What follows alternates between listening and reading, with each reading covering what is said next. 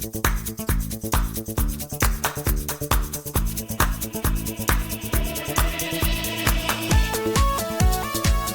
Hello friends, நான் உங்க SKA பேசுறேன். ரஷ்யா முதல் முறையாக ஐசிபிஎம், அதாவது கண்டம் விட்டு கண்டம் தாண்டக்கூடிய மிகப்பெரிய ஏவுகணைகளை அதிகமான எண்ணிக்கையில் உக்ரைன் மீது தாக்கியுள்ளது. இஸ்ரேல் ஈரான் போரில் நெத்தன்யாகுவின் அரெஸ்ட் வாரண்ட் மிகப்பெரிய ஒரு திருப்பு முறை. இரண்டு போருமே மிக முக்கியமான கட்டத்தில் இருக்கு அப்படின்னு சொல்லலாம். My dear friends, Russia Ukraine போர் தொடங்கி 33 மாதங்கள் ஆகிவிட்டது. ஆல்மோஸ்ட் 1000 நாட்கள் முடிந்துவிட்டது. ஆனால் இதுவரை இல்லாத அளவுக்கு இப்போதுதான் இந்த போர் இன்னமும் வீரியம் அதிகமாயிருக்கு அப்படின்னு சொல்லலாம். கடந்த 2 நாட்களாக ரஷ்யா அனுப்பியிருக்கக்கூடிய இந்த ஐசிபிஎம் ஏவுகணைகள் எப்படி தாக்கப்பட்டிருக்கு? ரஷ்யா இந்த ஏவுகணைகளை பயன்படுத்திய முதன்மையான காரணம் என்ன? இதனால் நடக்கப் போவது என்ன? உக்ரைனுக்கு ஆபத்தா? ஜெலன்ஸ்கியின் உயிருக்கு ஆபத்தா? ரஷ்யாவின் வெற்றி மற்ற உலக நாடுகளை எப்படி பாதிக்கும்? அதிலும் முக்கியமாக இந்தியாவுக்கு இதனால் வரக்கூடிய பயன் என்ன என்பதை இந்த வீடியோவில் தெளிவாக பார்க்கலாம். ரொம்ப முக்கியமான ஒரு topic. First of all, Russia நேற்று உக்ரைனை தாக்க பயன்படுத்திய ஏவுகணை ஒரு ஐசிபிஎம், இன்டர் கான்டினென்டல் ஏவுகணை, கண்டம் விட்டு கண்டம் தாண்டக்கூடிய ஏவுகணை, மிக சக்தி வாய்ந்த ஒரு ஏவுகணை. இது வெறும் அதிகமான தூரத்தை கவர் செய்வதற்காக மட்டும் அனுப்பப்பட்ட ஏவுகணை கிடையாது. மாறாக இஸ்ரேலை நோக்கி ஈரான் அக்டோபர் 1 செய்த தாக்குதல் உங்களுக்கு ஞாபகம் இருக்கா? அது மாதிரியான ஒரு பெரிய தாக்குதலை செய்து இந்த டினிப்ரோ நகரத்தையே மொத்தமாக அழிப்பதற்காக செய்யப்பட்ட, ரஷ்யாவால் செய்யப்பட்ட மிகப்பெரிய ஒரு தாக்குதல். இன்னொரு விஷயம், உக்ரைன் ராணுவம் சொல்லி இருப்பது, இந்த ஐசிபிஎம் ஏவுகணைகள் ரஷ்யாவால் முதல் முறையாக பயன்படுத்தப்பட்ட ஒரு ஏவுகணை. ஜெலன்ஸ்கி சொல்றாரு, Russian president Putin is terrified அப்படின்னு சொல்றாரு. ரஷ்ய அதிபர் பயந்து விட்ட காரணத்தால் தான் இதுவரை இல்லாத அளவுக்கு தாக்குதலை செய்ய ஆரம்பித்துள்ளார் என்று ஜெலன்ஸ்கி அறிக்கை வெளியிட்டுள்ளார். ஆனால் ரஷ்யா செய்திருப்பது ஒரு அணு ஆயுதம் ஏந்தக்கூடிய, அதாவது இந்த ஏவுகணையால் அணு ஆயுதத்தை சுமக்க முடியும். அப்படிப்பட்ட ஒரு ஐசிபிஎம் ஏவுகணை முதல் முறையாக சோதனை செய்யப்பட்டது என்று சொல்லப்படுகிறது. அதாவது வீணாக சோதனை என்ற பெயரில் ஒரு புது வகையான ஏவுகணையை வீணடிக்க வேண்டாம் என்ற காரணத்திற்காக அந்த புதிய ஐசிபிஎம் ஏவுகணையை அதிகமான எண்ணிக்கையில் யுக்ரைன் மீது ரஷ்யா தாக்கியுள்ளது. இன்னைக்கு விடியற் காலையில் ரஷ்ய அதிபர் புட்டின் சொல்லி இருப்பது, Russia Ukraine war is going global என்று சொல்லியுள்ளார். அதாவது இனிமேல் இது ரஷ்யா உக்ரைன் போர் கிடையாது, மாறாக இது ஒரு உலக அளவிலான போர் என்று இன்று காலையில் விடியற் காலையில் அறிக்கை வெளியிட்டுள்ளார். உக்ரைனின் சீஃப் மிலிட்டரி ஆபீசர் அதிகாரப்பூர்வமாக 3ஆம் உலக போர் தொடங்கிவிட்டது என்று சொல்லியுள்ளார். இதற்கான மிக முக்கியமான காரணங்களை நீங்க பாருங்க. அமெரிக்க தேர்தல் முடிந்தது, டொனால்ட் ட்ரம்புக்கு வெற்றி. ட்ரம்ப் ரஷ்ய அதிபர் புட்டின் போன் பேசுறாங்க. செலன்ஸ்கி உடனடியாக சொல்றாரு, ட்ரம்ப் ஆட்சிக்கு வந்த கொஞ்ச நாட்களிலேயே இந்த போர் முடிவுக்கு வந்துவிடும். ஏன்னா ட்ரம்ப் அட்மினிஸ்ட்ரேஷன் இதுக்கு முன்னாடியும் உக்ரைன் பற்றி அப்படித்தான் பேசியிருக்காங்க. ட்ரம்பின் உக்ரைன் மீதான நிலைப்பாடுமே அப்படித்தான் என்று சொன்னது மட்டுமல்லாமல் பைடனுக்கு உடனடியாக போன் செஞ்சு அழுறார். என்னையா, போர் தொடங்கி 1000 நாட்கள் ஆயிடுச்சு, இன்னும் கூட இந்த ரஷ்யாவை எதுவுமே செய்ய முடியல. இந்த வருடம் கூட ரஷ்யாவின் அதிகமான ஆயில் அண்ட் கேஸ் ஐரோப்பிய நாடுகளுக்குத்தான் அதிகமாக விற்பனை ஆகியிருக்கு, இந்தியாவுக்கு அதிகமான விற்பனை ஆகியிருக்கு, சைனாவுக்கு அதிகமான விற்பனை ஆகியிருக்கு. அப்படின்னா ரஷ்யாவை யாரும் எதுவுமே செய்ய முடியாதா?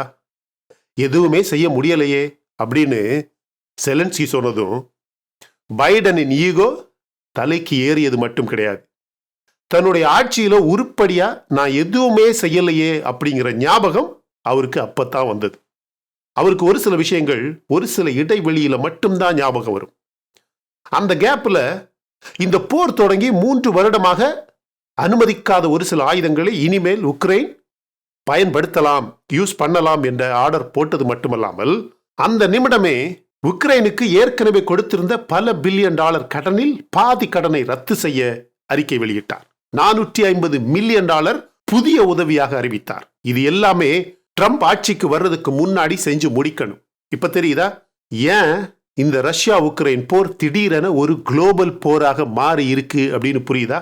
நீங்களே பாருங்க ஃப்ரெண்ட்ஸ், அமெரிக்காவின் ஆயுதங்களை பயன்படுத்தி உக்ரைன் சாதாரண அட்டாக் செய்யல, ரஷ்யாவின் பல பில்லியன் டாலர் மதிப்பில் பல ஆண்டுகளாக தயாரித்த பல ஐசிபிஎம் ஹைப்பர்சானிக் பாலிஸ்டிக் மிசைல்ஸ் இருக்கக்கூடிய ரஷ்யாவின் மிகப்பெரிய ஒரு ஆயுத தளத்தை உக்ரைன் தாக்கியது. ரஷ்யாவின் அதிகமான கமாண்டர்ஸ் பதுங்கி இருக்கக்கூடிய ரஷ்யாவின் மிகப்பெரிய ஒரு பங்கரை இஸ்ரேலில் நசரல்லாவை கொல்ல பயன்படுத்திய பங்கர் பஸ்டர் பாம் உங்களுக்கு ஞாபகம் இருக்கா? அமெரிக்கா கொடுத்த அந்த வெடிகுண்டு பயன்படுத்தி ரஷ்யாவை ஆழமாக நேற்று மீண்டும் தாக்கியுள்ளது. எனவேதான் ரஷ்யாவின் புட்டின் இதனை ஒரு குளோபல் போர் என்று அறிவித்துள்ளார். இட்ஸ் அ குளோபல் வார்.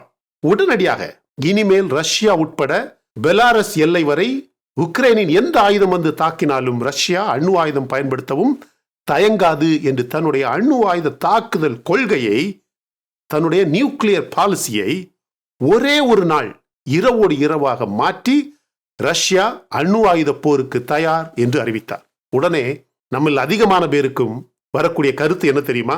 நம்மள அதிகமான பேரும் சொல்லுவாங்க, புட்டின் எப்ப எடுத்தாலும் இந்த ஒரு அணு ஆயுதத்தை வச்சு பயமுறுத்துறாரு அப்படின்னு சொல்லுவாங்க. ஆனா நேற்று மதியம் உக்ரைன் தலைநகரில் கிவ் நகரில் இருக்கக்கூடிய அமெரிக்க எம்பசி அவசரமாக இவாக்குவேட் செய்யப்பட்டு மூடப்பட்டது. ஏன் தெரியுமா? உக்ரைனின் தலைநகருக்கு ரஷ்யாவின் மிகப்பெரிய ஒரு ஐசிபிஎம் தாக்குதல் வருவது அமெரிக்காவால் கண்டுபிடிக்கப்பட்டது, கணிக்கப்பட்டது. அது இன்னும் வரவே இல்லை. முதலில் புட்டின் இந்த டினிப்ரோ நகரில் தன்னுடைய தாக்குதலை ஆரம்பித்துள்ளார். 3 வருடங்களில் நடக்காத தாக்குதல் தற்போது உக்ரைனில் நடக்கிறது, ரஷ்யாவிலும் நடக்கிறது. 2 நாடுகளுமே சரமாரியாக தாக்குதலை செய்யுது. அமெரிக்காவின் லாங் ரேஞ்ச் மிசைல்ஸ், பங்கர் பஸ்டர் பாம்ஸ், மனிதர்களை வெடிக்கும் இடத்திலேயே கொல்லக்கூடிய இன்ஹியூமன் கண்ணு வெடிகள் அமெரிக்காவால் அப்ரூவ் செய்யப்பட்டு உக்ரைனுக்கு அனுப்பப்பட்டுள்ளது. புட்டின் இன்று போலந்தில் இருக்கக்கூடிய மேற்கத்திய நாடுகளின் அணு ஆயுத இன்ஃப்ராஸ்ட்ரக்சர் ரஷ்யாவை அச்சுறுத்துவதாக இருக்கு என்ற அறிக்கையை இன்னைக்கு விடியற்காலையில் வெளியிட்டுள்ளார். அப்படியானால் ரஷ்யாவின் அடுத்த ஏவுகணை போலந்து நோக்கி பாயும் என்று புட்டின் திட்டம் போட்டுவிட்டார். நீங்களே நல்லா கவனமா பாருங்க. புட்டின் அவர்களின் 2 குறிக்கோள், ரஷ்யாவின் 2 குறிக்கோள், ட்ரம்ப் ஆட்சிக்கு வர்றதுக்கு முன்னாடி அல்லது ட்ரம்ப் ஆட்சியின் முதல் நாள் தொடங்குவதற்கு முன்பு தன்னால் முடிந்த அளவுக்கு உக்ரைன், போலந்து போன்ற ஐரோப்பிய நாடுகளுக்கு அதிகமான அழிவு மற்றும் சேதத்தை உருவாக்க வேண்டும்.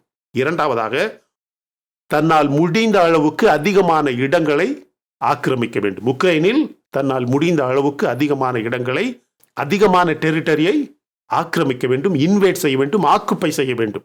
ட்ரம்ப் வர்றாரு, போரை நிறுத்துங்க அப்படின்னு சொல்றாரு.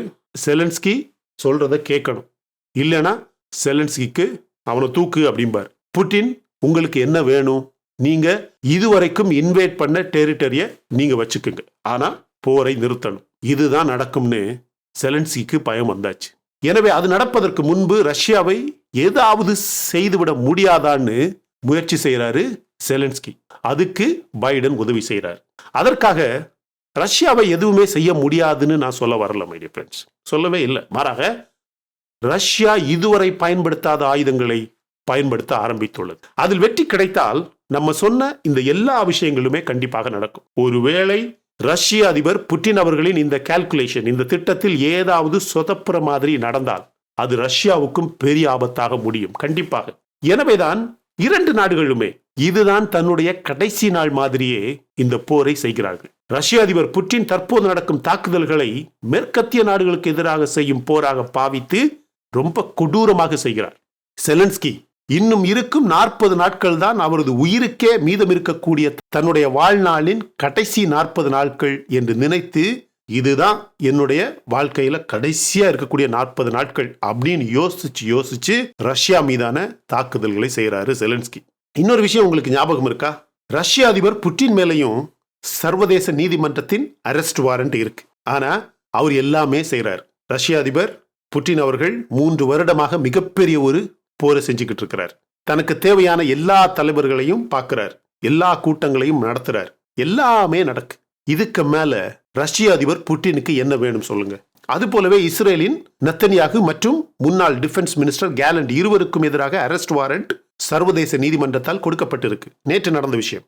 அமெரிக்காவின் 2 குழுவுமே பைடனின் அரசு மொத்தமாகவே இந்த கைது செய்ய வேண்டும் என்ற ஆணையை அடிப்படையாகவே ஏற்றுக்கொள்ள முடியாது என்று மறுத்துவிட்டது. அந்த நீதிமன்றத்தில் யார் யாரை எப்படி தண்டிக்க வேண்டும், யாரெல்லாம், அதாவது அந்த குழுவில் இருக்கக்கூடிய அந்த நீதிபதிகளாக இருந்தாலும் சரி, வக்கீல்களாக இருந்தாலும் சரி, அதுல யாரையெல்லாம் சாங்ஷன் செய்ய வேண்டும் என்ற பட்டியலை இஸ்ரேலிடம் அமெரிக்காவின் பைடன் அரசு கேட்டுள்ளது. அது போலவே ஆட்சிக்கு தயாராகும் ட்ரம்ப் நிர்வாகம் தான் ஆட்சியில் வரும் முதல் நாளே இந்த 3 நீதிபதிகளும் காலி என்று சொல்லியுள்ளது.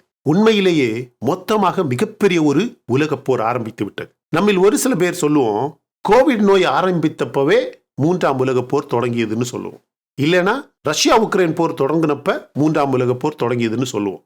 அதுவும் இல்லையா, இன்னும் ஒரு சில மக்கள் சொல்றது இஸ்ரேல் ஈரான் போர் தொடங்கியப்ப 3ஆம் உலகப் போர் தொடங்கியது அப்படின்னு சொல்லுவோம். பட் ரஷ்யா மற்றும் உக்ரைனில் தற்போது தொடங்கியிருக்கும் கொடூரமான தாக்குதல்கள் தான் உண்மையிலேயே தொடங்கியிருக்கக்கூடிய 3ஆம் உலகப் போர்.